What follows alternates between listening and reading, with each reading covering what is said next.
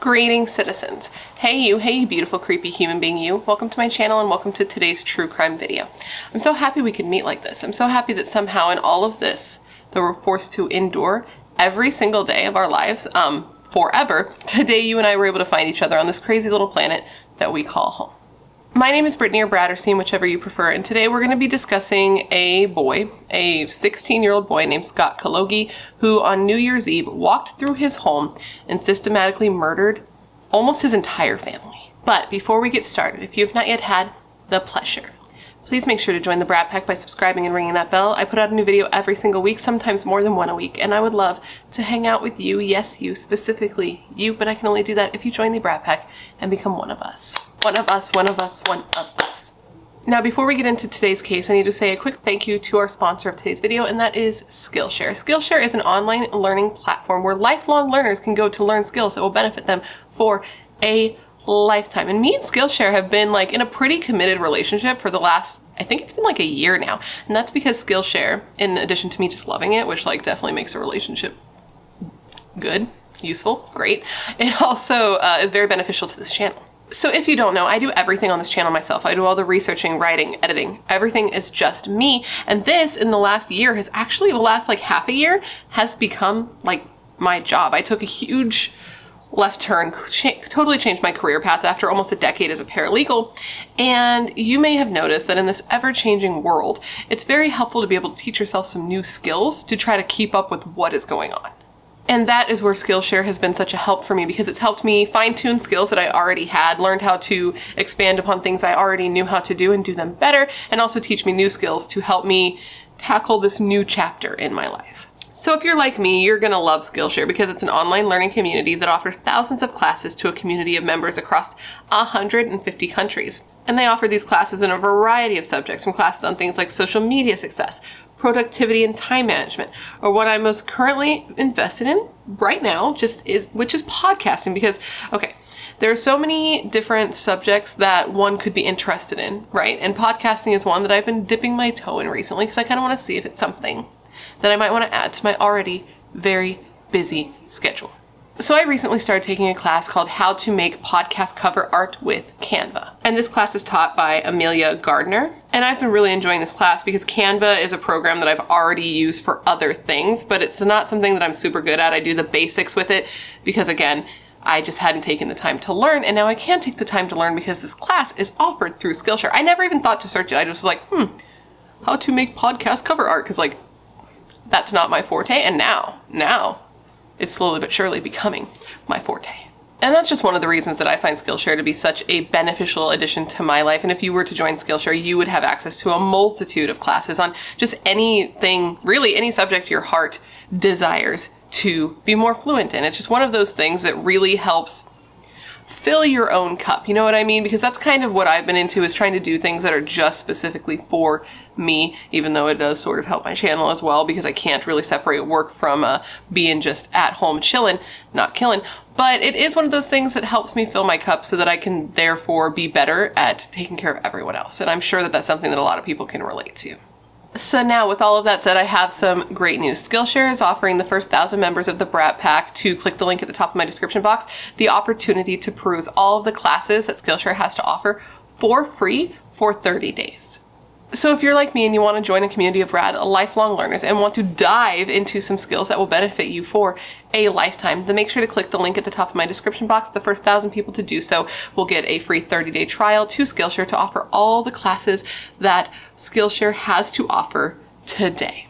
And now I just want to say a thank you to Skillshare for sponsoring today's video and making it possible for me to put out videos as consistently as I do. And a big thank you to you guys for always being so supportive of all of my sponsors. You rock. Don't ever change. So now that I'm done spreading the good word of Skillshare, we can go ahead and get into this video now. This video is on a case that I stumbled upon the way I stumble upon a lot of my cases.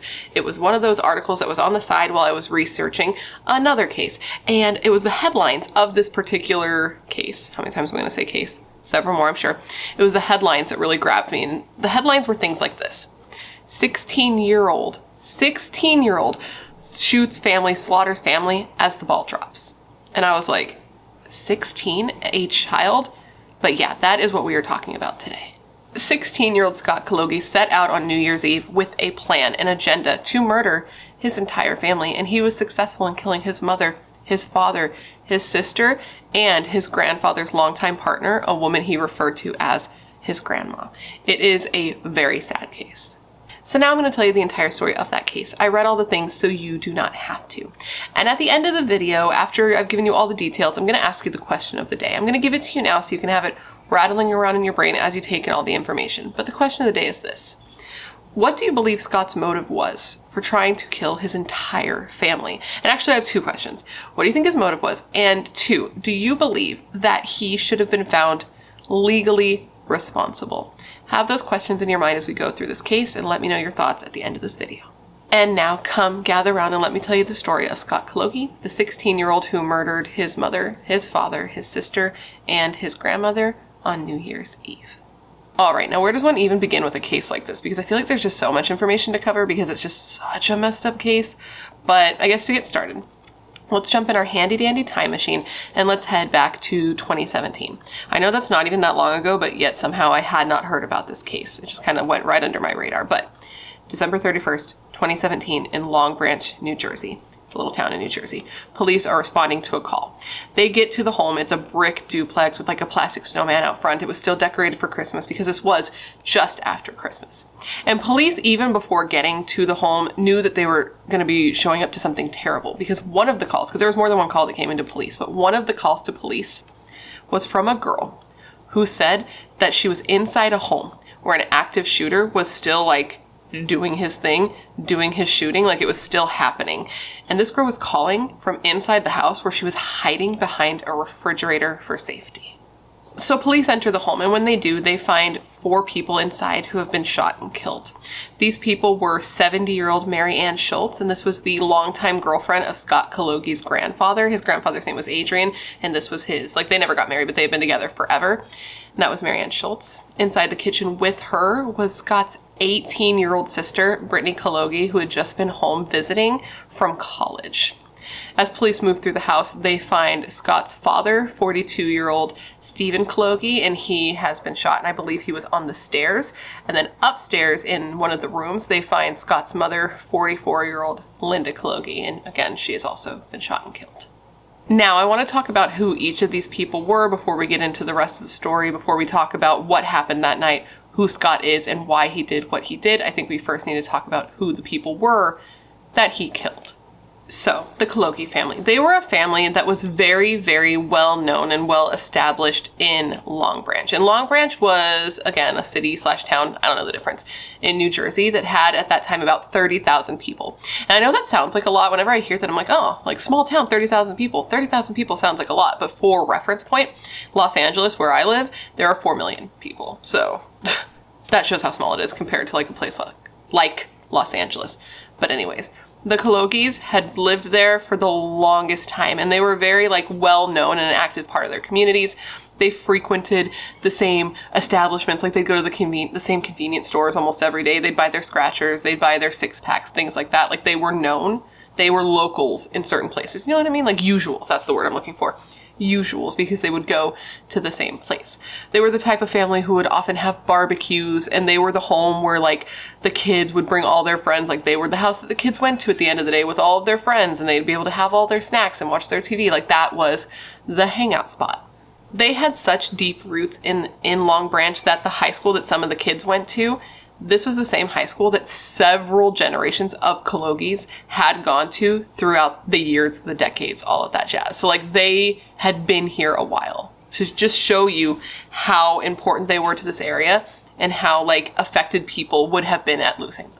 The superintendent at the school where all the Kologis had gone, like for all of these generations, even released a statement after the murders, even though I believe at the time, if I remember correctly, none of them were even going to that school anymore. I could be wrong there, but I believe that all of them had since graduated, but still the superintendent released a statement after the murders saying, and I quote, "The grievous event has left us all with many questions and a flurry of emotions, especially those who were directly connected to the family. It is with deep compassion that we extend condolences and hope to provide the strength and resources the community needs during this difficult time."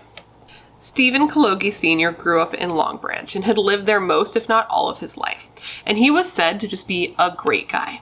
He was said to be a charismatic man who was liked by everyone that he met and rarely, if ever, had a disagreement with anyone. He was into bodybuilding and skiing and pool and softball, and in addition to being a good guy, he was also said to be a really good father. A father who would do anything for his kids. Kids that he shared with his wife, Linda, whom he married in 1997. Linda Kologi was born in Jersey City and had lived in North Bergen, I hope I said that right, before settling in Long Branch, and she had gone to Long Branch 25 years before she was killed. And Linda was said to be the type of woman where everything in her life revolved around her family, and she was said to be a devoted mother. Now, to me, based on everything that I've read, these people sounded like wonderful people. Like, Linda and Steve have been together a while, and they had their financial troubles, right? Like, I heard from the grapevine, like I'm involved in that community. I read that they, like several years ago, had filed bankruptcy, like they had some trouble there. And even more recently, it was reported that they were at risk of losing their home to foreclosure. But despite that, they were always still pretty positive, and they still did everything they could to make sure their kids had everything and never went without, even though they were having trouble keeping their heads above water. Like, Steve was said to be the type of guy who would just do anything to make sure his family still had money. He would work all kinds of odd jobs where he would sometimes work from 9 o'clock at night till midnight. 9 o'clock at night? No, that's not right. He would work from midnight till 9 o'clock in the morning to make sure that he was bringing enough money so that his kids would never have to go without anything.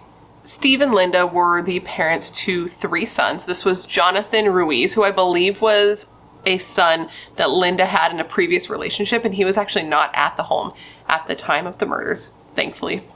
And then they had Stephen Kologi Jr., who was named for his father, and then they had Scott Kologi, their murderer. They also had 1 daughter, and this was Brittany Kologi. Now, Brittany was described as the type of girl who was always smiling, funny, and fun to be around. She had graduated from Long Branch High School the year before she was murdered, and she was attending Stockton University, where she planned to study health sciences. While there, she made close connections with her peers and easily made friends. Her roommate, this was a girl named Marissa, she was particularly crushed by Brittany's loss. She said of Brittany's murder, and I quote, "No one deserves a death like that, but especially not her. She had goals and she was striving to achieve them. She was so determined and motivated to make something of herself. It was inspiring." And something about Brittany that I found to be, it like stuck out to me, and it was kind of chilling just because of what ended up happening to her, is I found her Twitter. I was, research, and I found her Twitter, and her last tweet that she sent out, she was talking about, because it was New Year's Eve, she was talking to people, telling people, anyone who saw her tweet, like, to be smart and to be safe and to not drink and drive, that there were so many options you could take so that you weren't an idiot and you didn't, take someone else's life. And then she was killed 3 weeks before her 19th birthday. She was said to be artistic. She enjoyed painting and drawing, and she loved her family dog and her cat named Jill, which, like, come on, a cat named Jill, that's right after my own heart. And family for her was said to have been very important, and Brittany was very close with her grandfather. This was Adrian, and her grandfather Adrian owned a home that was only 15 minutes away from the Kologi home where the murders took place, so he was around often and he was close with the family. In the warm weather on Sundays, the Kologi family would sometimes show up at a local softball field so that they could play with their friends and play together as a family, and apparently this was something that Stephen Sr., the papa, was very into, and the kids would come, and Grandpa Adrian would come, and the family was very close and involved and, like, connected with one another. Not just immediate family, but also Grandpa, you know what I mean? Like, it's so pure, and but obviously it's not pure because here we are, but, like, it sucks and it's sad and it makes my heart hurt. Now, Grandpa Adrian was in a relationship, and this is with a woman who is described as his lifelong companion and soulmate, which can gut me now, but this was a 70-year-old woman named Mary Schultz. Mary Ann Schultz was described by her family as their guiding light. She was said to be a woman who, quote, rubbed elbows with stars during her 70 years, end quote, but was also a talented woman herself who stole the spotlight, as she was also an actress. She was an actress with a local murder mystery dinner theater, and she also played the role of a head juror in the movie Death Row. She was one of, I believe, 9 children. Like, she had a big family. And one of her surviving sisters said that Mary was the type of woman who could do 10 things at once, but do them all well. She was said to be a fun-loving woman who was the, quote, nurturer of a younger generation. And she was said to be the cheerleader who encouraged the youth to follow their dreams. At the time that she was killed, and this always destroys me because it's just so, like, you know, she had just retired. She had retired from her job as a human resource specialist, and she was like super excited to see what the next chapter of her life brought. And her family all across the board said that she had like a lot of life to live yet. They said that she wasn't just some old lady, some old 70-year-old lady in a rocking chair. She was like vibrant and young still in her heart. And you know, who says that 70 is not young? I don't know. I'm just here. I'm just talking. But they said that she had like a lot of life to live, and this was all stolen from her. Her obituary said that she had a warm presence, a generous spirit, and that her smile was the type that would light up a room. Now, these murders rocked Long Branch. This area was said to be like all of the areas. You know the areas. It was said to be very, very safe. But on top of that, this was like the most shocking crime that had ever happened in this area. And part of what made it so intense and just hard to believe is that it was Scott who did this, because Scott, by all accounts, was said to be like a happy kid. He was said to be perhaps like a little developmentally slower, but that he was always happy, very kind, very close with his family, and not at all troubled and not at all violent. No one outside of the family ever saw a negative side to him. One of Steve Sr.'s friends, this was a man named Joe, he said of Scott, and I quote, "He came to watch the softball games with Linda, and he was always smiling. This is totally out of the blue. This is not something I ever thought this young boy would do. I don't know what happened. He was not a violent kid. He was always smiling." Days after the murders, hundreds of people lined up in the cold because, like, it was freaking, what, January in New Jersey? Haven't been there. Sounds cold. And I guess, like, hundreds of people lined up waiting outside the church, which was the same church that Brittany had been baptized in as a child, which is just like, ugh. And they were waiting to go in and pay their respects. Once inside, you know, the funeral took place, as funerals do, and Stephen Jr. Was unable to even like give a eulogy because he was so torn up. So the Reverend did it instead, and the Reverend said that their entire family they were the type of people that were good in all the ways that counted. The Reverend said specifically of them, and I quote, "I can tell you with complete certainty, this very special mother, father, and daughter had that rare and priceless blessing, the gift to draw people together." Now, Mary had her funeral separate than the Kologi family because though she was family to them as well and had been in their lives forever, she still was, you know, her own person, right? She had her own family as well. There was more to her than just like being Adrian Kologi's longtime partner. So she had her own funeral, and just for her funeral alone, 200 people came to pay their respects to a woman who, by all accounts, just sounded wonderful. Now, back to the investigation, which it doesn't even sound like there was very much to investigate. I mean, I'm sure there was, but in my brain, I'm like, what's there to investigate? I mean, like, they knew Scott did it. Scott was seen doing it, and then once he was arrested, which fortunately went down without incident, considering it could have gone really shitty, considering how all this had already gone down, he admitted openly to doing it. Now, after being advised of his rights and him waiving his rights, he was interviewed for hours. And I believe it started around 3 a.m., so this would have been January 1st, 2018, because it was after the new year. And Scott, because he was underage, he had to have a family member with him, right, a guardian. And the person who was his guardian was his brother, Stephen Jr., the one surviving member of his immediate family who was in the home at the time. And I say the one surviving member of his immediate family because Stephen Jr. was not the only person who survived the shooting. So Stephen Jr. did. He was able to escape through the front door. Stephen's girlfriend was able to survive by hiding behind the refrigerator. Scott's aunt and uncle, who lived in the basement level of the home, were able to escape out of the back door. And then Scott's grandfather, Adrian, was actually able to survive because Scott had mercy on him. But we will get into that a little bit later when we talk about what happened. And then there was also a cat and a dog, or maybe 2 cats and a dog. There were a couple of pets that were also in the house, and they were also unharmed.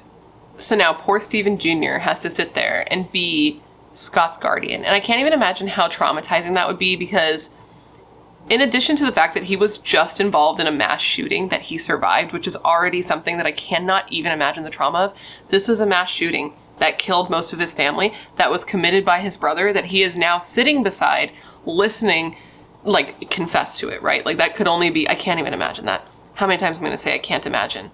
I can't imagine how many times I'm going to say I can't imagine. But this just must have been so hard, because I guess Steven Jr. and Scott were super close. They were like buddies in addition to being brothers. They would like spend time together. They would play basketball together, and Steven Jr. would always let him win and like give him trophies to make him feel even better about himself. And he loved him so much that even after knowing what he did, seeing what he did, and Scott being arrested for what he did, Steven like hugged him and told him he loved him, and told him that his mom and dad loved him too. His mom and dad that he had just murdered. So like, he just sat there crying as Scott described the shooting from his point of view. And at one point, I guess they took Scott out of the room, whether it was a bathroom break. I think it might have been a bathroom break, but I can't remember. But either way, it left Steven Jr. alone in the room. And it was at that moment when he was alone where he like had a little bit of a breakdown, and he like grabbed a cup and he like threw it into the wall, and he was just really going through it. But back to the interrogation. So in the interview, Scott told police that he had been thinking about hurting his family all day before doing so. He had been thinking about going into his brother's room, getting his AK-47, and just shooting his entire family. He said he had actually been thinking about doing this for quite some time prior to doing it, and that whenever he got a chance to, he would go in his brother's room and just touch the gun and think about what he could do with it. And he also told police that when he actually did commit the shootings, he felt like he knew he was the one doing it, but he felt like he was watching himself doing it. Like he was standing behind himself watching a movie that he knew he was the person in control of, but that he didn't feel like he had control to actually stop it. So Scott said the night of the murders, he knew he was going to kill everybody. He said that he had waited till either 11:58 or 11:59 p.m. so that he could kill them right as the new year was coming in, which seems very, very planned specifically because like it was New Year. So you would expect at that time, 11:58, 11:59, that there would be explosions and fireworks and loud bangs, things like that, that could disguise the sound of a shooting, which makes me think that that was kind of what he was planning. And I guess some of his neighbors did hear like shots going off, but a lot of them thought that it was fireworks until, you know, cop cars lined the street, and then they're like, oh, that's not fireworks. And then one other neighbor did suspect that it wasn't fireworks when they looked out, like the popping sound started, and they looked out and they saw burst of light inside of the home at the same time that the shots were being fired, because like, you know, the muzzle of the gun and things like that. Oh, and also, so it doesn't look like I don't know what I'm talking about, this is what Scott said in his interview. This is the timeline Scott gave in his interview, 11:58 or 11:59, but the actual call to 911 came in closer to 11:45, so it seems like he got that wrong. But anyways, it doesn't really matter, I'm just telling you. So now what happened the night of the murders is that Scott's family all got together to celebrate and ring in the new year together. So this was his mother, Linda, his father, Steve, his brother, Steve Jr., his girlfriend, Rafaela, his grandfather, Adrian, his longtime partner, Marianne Schultz, his sister, Brittany, and then his aunt and his uncle who lived in the lower level. So before the shooting took place, I'm not exactly sure how long before, but before the shooting took place, Scott went upstairs. I don't know if he excused himself or if he just like slid out like a little snake, but he went upstairs. When he got upstairs, he got the gun and he got 2 magazines, which he filled with bullets so he would have plenty of ammo to do what he was going to do. He then turned the lights off in his bedroom so that when his mother came up to look for him, she wouldn't be able to see him because he was in the dark. And he knew that she would come up to get him when the new year was going to be rung in, because he knew that she'd want to celebrate with him because they were very close. He was her baby. So Linda had been downstairs passing out party favors and just being a hostess. It was her house after all, when she decided she was going to go upstairs and get her son, Scott. Scott, when this was happening, was in his room. He was standing in the dark. He had earplugs in. He was wearing a leather jacket and sunglasses. This was his Halloween costume from the year before where he went as the Terminator. And he was standing there in the dark holding his brother's assault rifle. He said when his mother came up the stairs to retrieve him so they could celebrate together, he shot her over and over in the torso and in like the chest area. And then when his father, Stephen Sr., heard the shots and frantically ran upstairs to figure out what was happening because he was worried about his wife and his son, he shot him dead too. And he said that he knew his mother and father had never seen the gun, and that's why he turned the lights off, because he didn't want them to see the gun. He said of this decision, and I quote, "I didn't want her to look at me. I think that would have snapped me out of it." It all happened very fast. After they started to hear the shots ringing out, not knowing what was going on, the people downstairs just completely scattered. Brittany, Adrian, her grandfather, Marianne Schultz, his girlfriend, and then Rafaela, which was Steven's girlfriend, all ran to the kitchen.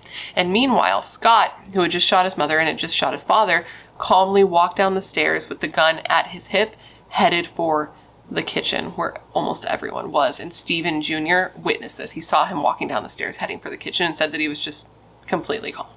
Now, Rafaela saw Scott as soon as he entered the kitchen, and apparently as soon as he walked in, he just started firing on Marianne and on Brittany. So Rafaela panicked and ran, and she hid behind the refrigerator. And as soon as she was behind the refrigerator, she called 911. And this is while he was still in the kitchen murdering people. Can you even imagine how terrifying that would be? I cannot even imagine it. But she called 911 and she told the operator, like, please hurry, get here. Somebody is shooting. And the 911 operator was trying to get more information out of Rafaela, and she's like, I can't talk, just hurry. Scott's 18-year-old sister Brittany was shot 3 times in the chest and the head area. And Marianne, the woman who he called his grandmother, who was present at his graduation, was shot 4 times. Now, after murdering his sister and his grandmother, Scott turned his attention to his grandfather, Adrian, with what I believe was full intent to kill him as well. But I guess Adrian dropped to his knees and became very upset and emotional upon, seeing the love of his life get shot and killed right in front of him. And he was like holding her and like freaking out. And apparently Scott, seeing this, snapped him back into reality, and he stopped shooting and was just very confused at that point. Once the shooting stopped, Scott's brother, Steven Jr., looked at him and was like, what are you doing? Like, what the fuck, quite frankly, is going on? I'm going to call the cops. And in response, Scott just shook his head and then went upstairs. But he had the presence of mind to put the gun down first so that he wouldn't be shot by police when they came to arrest him. So police hear all this and they're like, wow, what the fuck? And he's asked, like, okay, so you felt like you were watching yourself. You felt, quote, further back in your mind. Because that's what he told police. He told police that he can see that, like, even though he didn't feel like he was doing it, he could see everything. And said that he could see them moving and that he just kept shooting until they stopped moving. He said that while he was shooting them and while they were still moving, he would try to aim for their heads. Because he said that despite the fact that he was killing them and shooting them to death so that they'd stop moving, right? He didn't want them to feel any pain at the same time. So he was asked by investigators, like, okay, do you hear voices? Do they tell you what to do? And he said no. He said that he never heard voices telling him what to do. He never heard voices telling him to kill his family. And so the police were asking him, okay, like, do you feel normal now? Like, now that you're here, do you feel like you're yourself? And he said, yeah, that it's weird, but he feels totally normal. And he said that he loved his parents and that they were very good parents. And that's another thing that was weird. Like, it's weird that I did this because, like, I really liked them. They were great. But he also told police that he felt very detached from his family members. And he said that he had been having issues with his emotions in general. He would have really hard mood swings where he'd go from super upset to laughing hysterically. And he was asked, like, how he felt, how his mood was at the time of the murders. And he said that he didn't even know. He had no idea how he felt. He just said that his emotions were all over the place. And then he told police something that made them uncomfortable, made me uncomfortable. And this was, quote, "It's like nothing happened.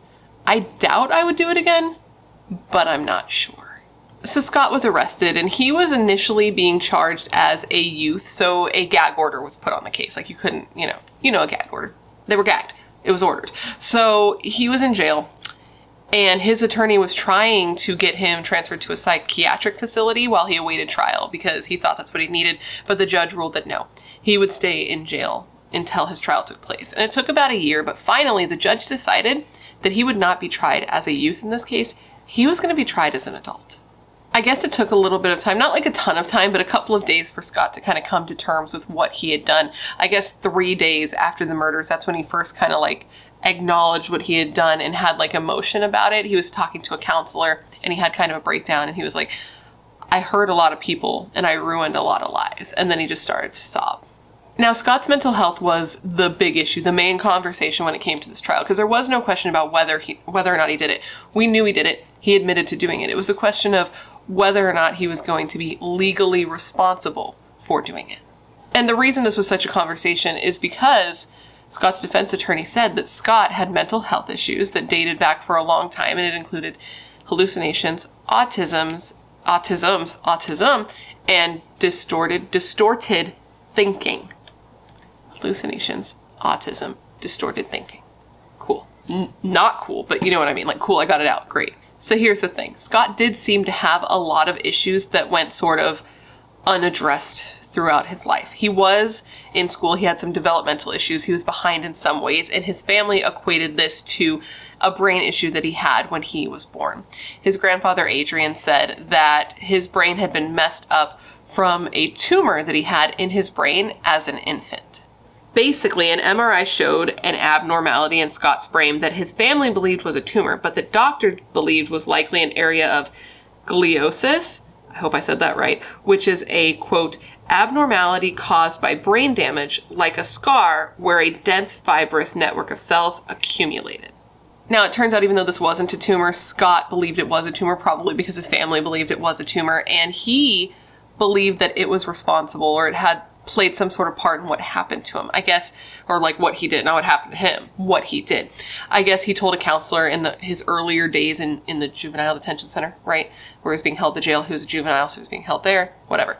He told the counselor that he wanted to have a surgery and he wanted to have the tumor removed from his brain, and he believed that if he had done that, then he'd be cured and he could go home and he could go stay with his brother, and that there might be even like a welcome home party for him when he got there, which just shows how like delusional his thinking was truly, or like childlike. It just seems like something a kid would think, like, oh, this is not a big deal and I'll go home and there'll be a party. Like, but either way, what was true is that there were some issues developmentally, like he was behind in learning and speech and his social skills, and by the age of 3 he was in therapy to address this.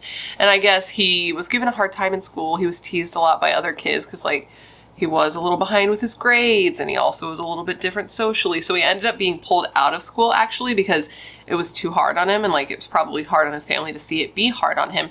And he was homeschooled for a while, and I guess when he was homeschooled he was doing really well. He started doing better in school, his grades started being better, he was learning better, and he was said to just be like a happy, funny teenager during that time. And in more recent time, it appeared that he was no longer homeschooled and was instead sent to a private school that specialized in education and treatment for children with autisms or other disabilities. And there he seemed to be doing well. His mother seemed to think so, at least, because in a Facebook post, she talked about how great the school was and how wonderful the staff was, and that she was so glad that her son had such a wonderful and caring environment for him to learn and to grow in. So he, by all accounts, he was doing like well now. Things were going good for him. So things seem to be going better over here, but below the surface, things, according to Scott, were not so tight. He said that he was having hallucinations as far back as the age of 7, where he would hear the voices of his teachers or his classmates when he was at home alone. He would still hear them talking to him, and he would start to have visual hallucinations too, where he would see faces. And one of the things he saw was a woman who was sitting on his bed, and she would turn from like red to black. I guess sometimes he would also get like lost in his mind, like he would just be sitting there like blank face, lost in his thoughts for hours, and sometimes it took somebody actually physically shaking him to snap him back to reality so that he could be like present in the moment that he was actually in. Now, though his family equated his differences, his developmental issues, his social issues, things like that on his brain issue, the tumor or, you know, fibrous mass that had been in his head when he was younger, they thought that well, it was still in his head, but you know what I mean? They thought that it was that caused him to be, you know, just like a little bit different. It turns out that like mental health issues were present in the Kologi family. Even his own grandfather, Adrian, who we've talked about several times in this video, suffered from schizophrenia. And I guess things like autism, border personality disorder, dissociative personality disorder, and schizophrenia, like all ran in the family. Not to say that Scott had schizophrenia, because he was never diagnosed with schizophrenia prior to this. The only thing that he actually, like his family said that he had autism, like that was said, that was like generally known about him. But I guess the only thing he was actually diagnosed with officially was attention deficit hyperactivity disorder, so ADHD. Though the defense would claim that Scott was suffering from untreated schizophrenia, and the prosecution would state that they believed he had autism spectrum disorder and obsessive compulsive disorder. But these are things that they were saying after the fact, when initially he was only diagnosed with ADHD prior to all of this happening. Now, what's really sad about this case for me is that though people outside the home were completely shocked, they were gobsmacked really by the fact that this picturesque family was destroyed by a loving, happy, mentally well son. People inside the home knew that that wasn't the case and that there were some things going on with Scott. Apparently Scott had been pretty vocal with several of his family members about his declining mental health. He would tell his grandfather Adrian, who he was... I wonder if you guys heard that. He would tell his grandfather Adrian, whom he was very close with, that he would have these hallucinations and that he would picture himself having to stab his grandmother, which was Adrian's longtime girlfriend, Mary. And his grandfather would tell him like, oh, you know, just try to get your mind off of it. Think about something else. Read, take a shower, just anything else. But Scott would tell him like, but the thing is that sometimes these thoughts turn into urges. And I guess Adrian did tell Steve and Linda about this. He told them that he was worried, that he was scared because Scott would talk about wanting to murder his entire family. And I don't know what they would say to him in response, but I guess in response, Scott got very mad at him. Scott felt betrayed that he had broken his trust and told his parents what he had told him, you know? And I guess it was really hard for him because Adrian was where he was also like very close with Brittany. He was also very close with Scott. And Scott considered Adrian to be like his best friend. His grandpa was like his best friend. And he would go over to his house all the time, almost every day. Because I guess Adrian was disabled and used a walker. So Scott would go over to like help him and spend time with him. The thing is, though, that Adrian isn't the only person who knew about Scott's issues and his fantasies and his urges. I guess his mother, Linda, did as well. It came out that on more than one occasion, like several occasions, Scott told his mother that he wanted to hurt his family. And that's really concerning considering there was an AK-47 in the house. And I guess Linda wanted Stephen Jr. to get a case, like a safe for his gun, and that was like the plan. It just hadn't happened yet. He hadn't gotten it yet. So instead it sat in its case, just like in his room. But anyways, I guess when he would say this to Linda, she would just be like, oh, you know, you would never really hurt me. Like, you're saying this, but you would never really hurt me. And Scott would say things like, well, I might have to. And then if I hurt you, I'm going to have to kill Dad because he'll be too sad without you. And I hate Brittany. And then if I kill all of you guys, I'm going to also have to kill Stephen Jr., even though I like him, because he'll be too sad having no parents. It was also reported that Scott had asked his mom on several occasions if he could talk to his therapist, because he had a therapist, if he could talk to his therapist about his, quote, bad thoughts. And his mom told him not to. She told him that if he did, they would take him away from her and he would be put in the loony bin. And Scott just said that she would tell him to keep it to himself, you know, just keep his mouth shut. And that's just kind of how his family was. They wouldn't really talk about their problems. Now, we know all of this not just because of Scott's testimony, because if it was just Scott, we could be like, well, maybe that's just, you know, his opinion, the way he remembered it, or he could just, you know, flat out be lying. But I guess Scott's aunt and uncle, you remember they lived in the basement? I guess Scott's aunt heard these conversations on more than one occasion. She heard Scott saying this kind of stuff. So it seems like he was. And I guess even to like 2 months prior to the murders taking place, Scott threatened to kill his aunt and uncle. I guess they were playing like the board game Clue, and he like picked up the revolver because, you know, in the library with a gun or a candlestick. And he picked up the revolver and he pointed at them and like said he was going to kill them. And that was just 2 months before the murders.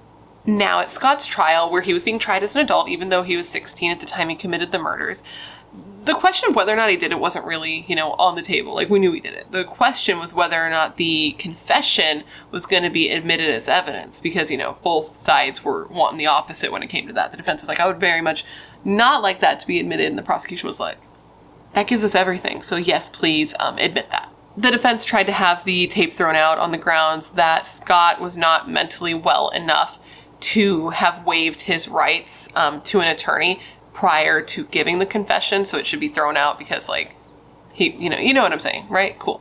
And the prosecution was like, actually, he was fine, and please leave it because that would be really helpful for us, thanks. The confession was important because it literally told them everything. It told them that he did it. He told police about going upstairs and putting 30 bullets in the 2 magazines. And he told the police that he knew right from wrong when he did it because as he loaded those magazines, he was really nervous. He told them about committing the murders, and he even said that after committing the murders, he wanted to continue the spree and go out and kill one of his neighbors who was a bully to him while he was growing up. And the defense was like, listen, this isn't your average teenager. Like, because being 16, you should be able to waive your rights. You're old enough to know right from wrong.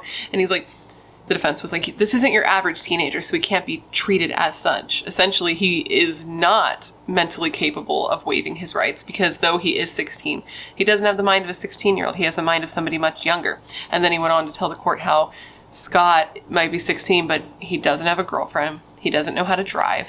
He's still very much like a child in his mind. He's still like watches SpongeBob SquarePants and believes in Santa Claus and even sleeps with his parents at night. And this ended up being corroborated, like the idea that Scott was a child in a teenage boy's body, by his older brother Jonathan, the one who wasn't there at the time of the murders. What's really sad is I guess he had been there earlier in the night. Like he and his then girlfriend, now wife, had stopped by the house to see the family before going to a party in Philadelphia. And he talked about like how normal it was. He like broke down in tears on the stand when he talked about the last conversation he had with his mom, because I guess him and his mom like left together to drive to go pick up pizza specifically for Scott because Scott wanted it.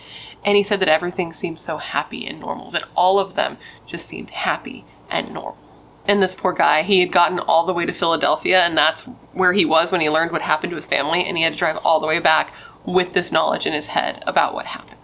But anyways, Jonathan testified that Scott acted as if he was much younger than he actually was, and stated that Scott had a, quote, greater disparity in his mental abilities, end quote, and stated that he knew his brother believed in Santa Claus because he would help his parents hide the presents at Christmas time up in the attic, and the tags that they would put for his brother said, from Santa Claus. The defense talked about Scott's mental health issues and his uncontrollable thoughts about hurting his family, and his pleas for help that went ignored, and the hallucinations, and how they were getting particularly bad in the weeks leading up to the murders, and that he was starting to experience extreme paranoia. A psychiatrist for the defense did determine that Scott had schizophrenia, and that during the murders he had suffered a psychotic break, and that he was in a dissociative state, and that's why he felt like he was watching a movie when he was doing what he was doing. The prosecution disagreed, though, saying that he knew exactly what he was doing. He knew exactly what he was doing when he went in that room and loaded 30 bullets into those magazines and then came down and shot at his family 14 times. And out of the 14 shots that he fired, 12 of those shots hit his mark because he wanted to kill his family, so he did kill his family. The psychiatrist for the prosecution, this was Dr. Dietz, I believe is how you pronounce it, D-I-E-T-Z. Well, they were like world renowned for their evaluations, and this doctor even worked with like Jeffrey Dahmer and also the Unabomber. And this doctor disagreed with the assessment that the defense's specialist had come to, basically. This doctor referenced the fact that Scott was straight up asked at the time that he was interviewed if he heard voices, or if he was, if he was hearing voices telling him to do what he did. And Scott said no. And he talked about the fact that Scott had the presence of mind to wear earplugs during the murders, right? This is something that somebody who was losing their mind probably wouldn't think to do. And that was the implication, at least. And he talked about the fact that Scott had even went as far as going online and searching whether or not his brother's gun would be effective against police officers wearing bulletproof vests. The doctor was like, listen, he planned out the murders. He went on YouTube to figure out how to use the gun because he had never used a gun before. And then he murdered his family in cold blood.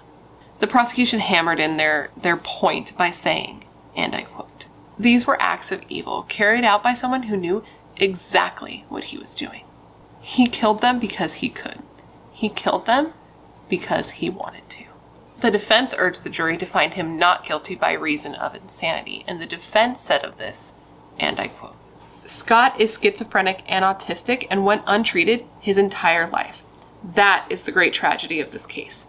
This isn't someone who kills 20 people at a concert because they have some radical point of view or are filled with rage. It was a mentally ill boy who suffered an acute delusional episode. He had no appreciation for what he did or the scale of the tragedy then, and he has none now." So the jury was sent to deliberate, and it took them less than 5 hours to come to their decision, and they had found Scott Kologi guilty of all 4 murders and weapons charges. He had no reaction at all to the verdict, and ultimately he was sentenced to 150 years in prison, and he wouldn't be eligible for parole until he had served 127 years and 6 months of his sentence. So essentially, never. He'll never get out. Scott's attorney obviously was not happy with this result, but he said that this case needed to be tried and that this at least can be a cautionary tale to show to demonstrate the need for gun safety and also to show that you need to get your mental health in check before something like this happened.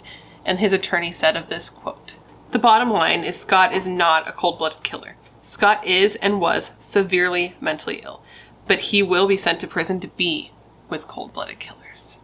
The judge disagreed though. The judge called Scott a, quote, evil man and said that the judge made the decision to have Scott serve 85% of his sentence before being eligible for parole. And the judge said that they made this decision to ensure that Scott never sees the outside of a cell again. Like, the judge was like, no, bro, like, you did this and you're evil and that's why you did it. And so, like, I never want you getting out is basically what they were saying.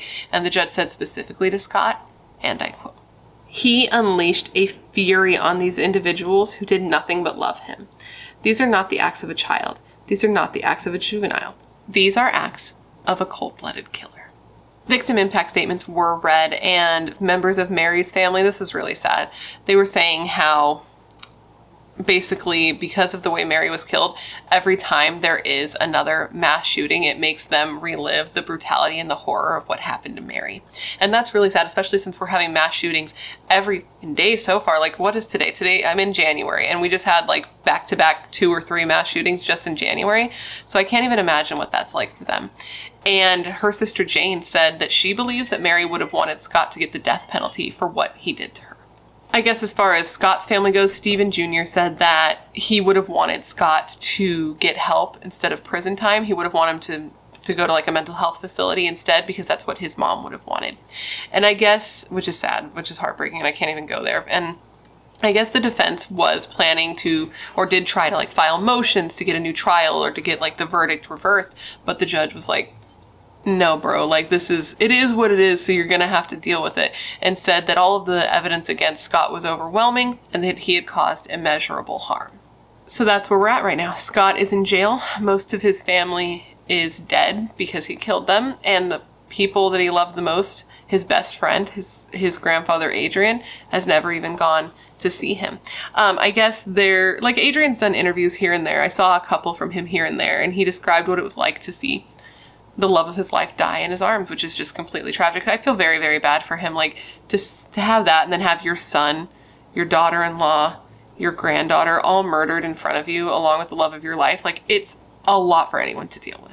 He has said that the last time he saw Scott was in the police station. I guess he was there and Scott like looked down and saw him and yelled out to him and was just like, "I love you, Grandpa." And Adrian said he didn't even respond, and that, like, how could he respond? He was like, yeah, well, he has a funny way of showing love. I just feel so bad for Adrian and Jonathan and Stephen Jr. Like, oh my God, because, okay, here's the thing. Especially where it comes to Stephen Jr. and Adrian, like, they were in that house. They got out physically okay, right? They weren't physically harmed, but the guilt, they must have, like, the survivor's guilt they must have, and the trauma from being in that house and seeing what they saw and hearing what they heard, that's just like, that's too much for anybody, you know? I don't know how anybody goes on like that. And, you know, speaking of Stephen Jr., I want to end this video on a quote, something he said, which is actually something he wrote after his family was killed on literally January 1st, I believe it was, after they were killed, like the day they were killed. He wrote a eulogy of sorts for his family on Instagram. And I want to read that to you because I feel like it was very touching. It got my heart, and I feel like that's the best way to end this video. So Stephen said of his family, and I quote, "My New Year's resolution is to be as great of a parent as my parents were to me. I know many of you don't want to read long bios, but they were the greatest parents I could ask for. Never once was I without a hot meal or a roof over my head. They made sure Christmas came every year, even though they struggled financially. I cannot even describe the type of people they were, so just believe me when I say how great they were. As for my sister, she was so beautiful and smart. Good luck to everyone out there during this new year." And then he ended with, "Please, please remember to give the ones you love an extra kiss or I love you." And with that statement, that, my friends, is the story of the murders of the Kologi family and Mary Ann Schultz at the hands of 16-year-old Scott Kologi. I hope you found this case to be interesting and informative, and I hope I gave you all the information you would want when looking into this case. And of course, I want to thank you for remembering Linda, Steve, Brittany, and Mary with me today. And now that I've given you all the information today, I want to revisit the question of the day. Well, the questions, because I gave you two, and that were these. 1, what do you think Scott's motive was for the shooting spree that he went on that New Year's Eve?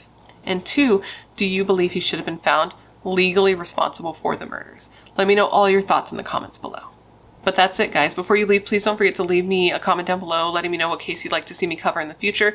As you know, I have a long list of cases, and anytime you leave a suggestion, I put it on the list with your name next to it so I can give you a shout out if I cover it. I like looking into the cases that you guys recommend because you usually recommend cases that I haven't heard of or cases that need more coverage, and I know you're filled with good ideas and good taste, otherwise you would not be here. If you haven't already, please don't forget to join the Brat Pack by subscribing and ringing the bell. I put out a new video every single week, sometimes 2 a week, and I would love to hang out with you. Yes, you, specifically you. And if you want to hang out more consistently, all my social media is listed down below, along with a link to my merch store and a link to my membership where you can get early access to videos, polls, occasional live streams, things like that. I want to say one more thank you to Skillshare for sponsoring today's video. It's companies like Skillshare that make it possible for me to do videos as consistently as I do. And I want to say a big thank you to you guys for always being so supportive of all of my sponsors. You rock. Don't ever change. And now with all of that said, I just want to thank you for being here when you could literally be anywhere else in the world. That is tight. You are tight. Please stay safe and be a better person than you were yesterday. And I hope to see you in my next video. Bye.